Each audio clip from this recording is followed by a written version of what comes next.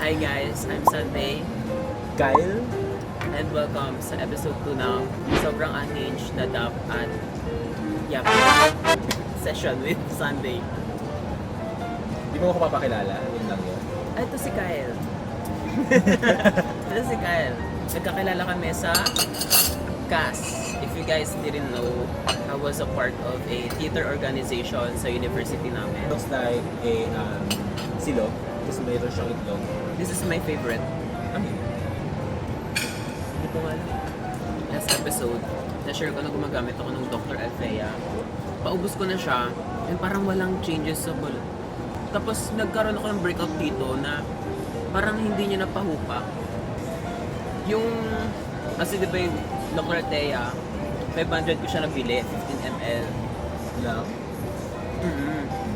Pero yung binili kong moisturizer ng Origino, natin, 100 plus, na ano niya talaga yung balat ko. Papakalma niya.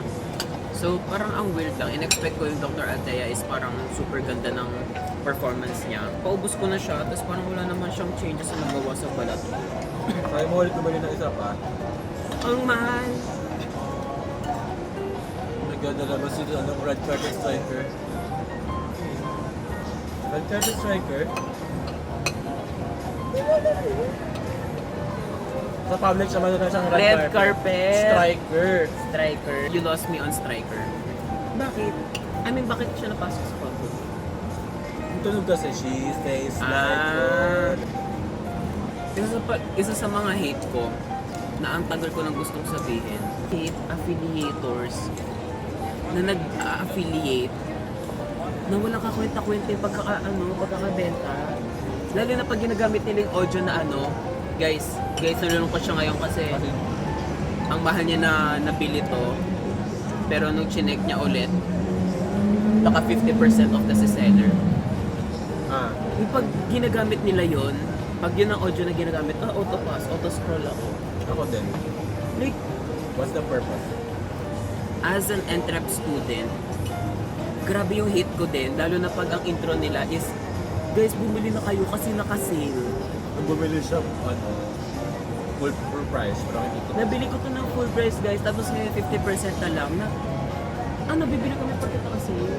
Sobrang lakas ang boss.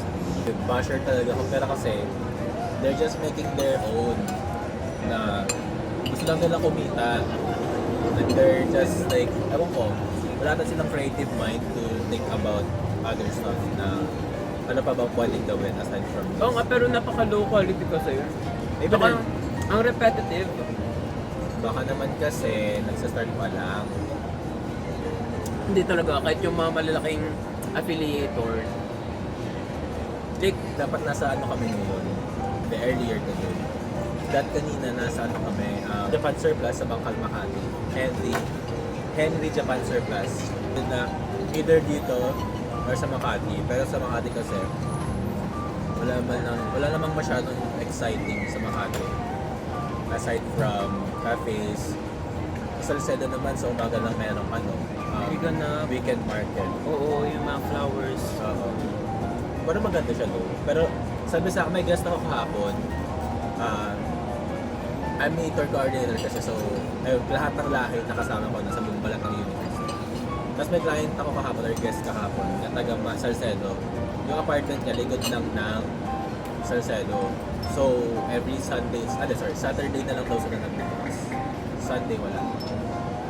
Sinech Ite company, medyo malaki dito sa Pilipinas at medyo madala siya sa BPO industry.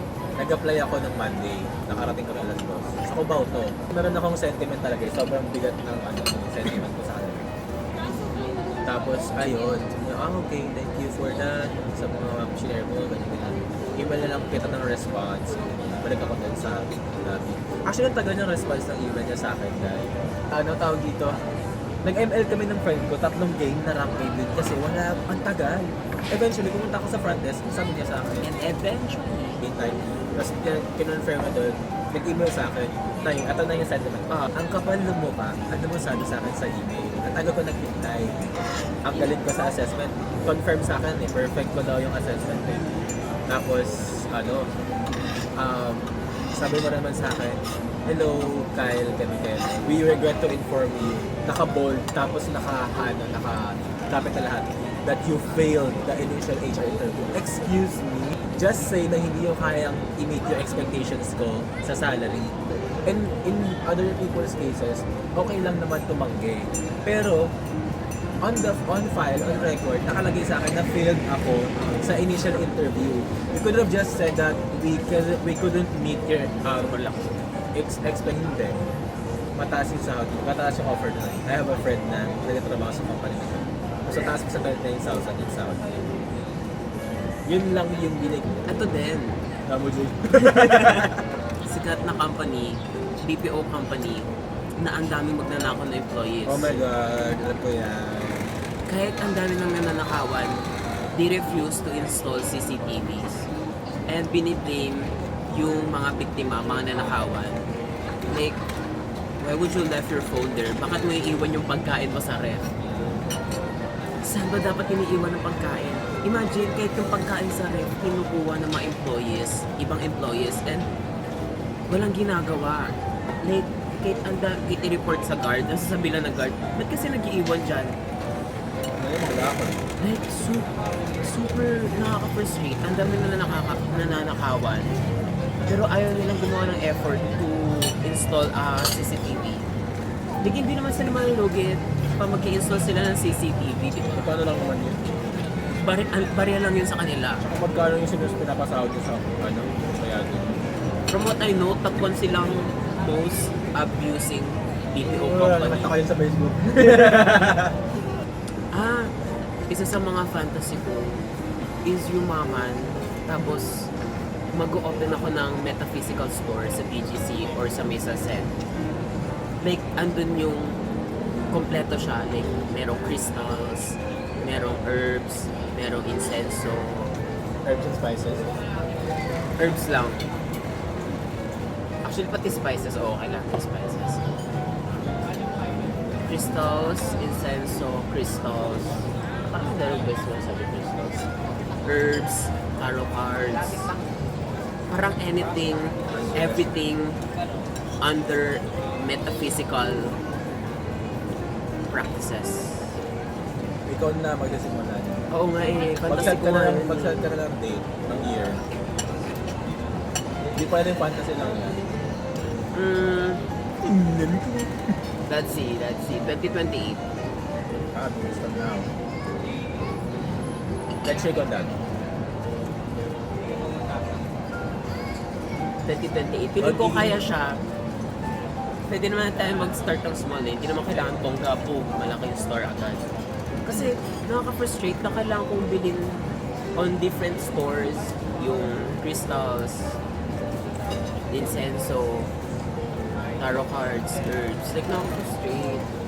Like, wala bang isang shop lang dyan na pwedeng, para siyang paradise sa mga Feeling ko practitioner. meron, pero hindi sila, sobrang low nila, na lang matagpuan talaga. Feeling ko meron. Pwede ba yun? Paano sila kikita? Meron silang, gumawa na sila ng base nila, customer base, na only a few. Oh, BIR. Kaya nga low-key, walang ganon. Kailangan nila ano yun, illegal yun. Exactly. Why would they do Feeling ko meron. Feeling ko lang. Kasi guys, if you didn't know, I practice spirituality. Like, I'm woo-woo. I am the woo-woo. I'm the weird friend in a group of friends.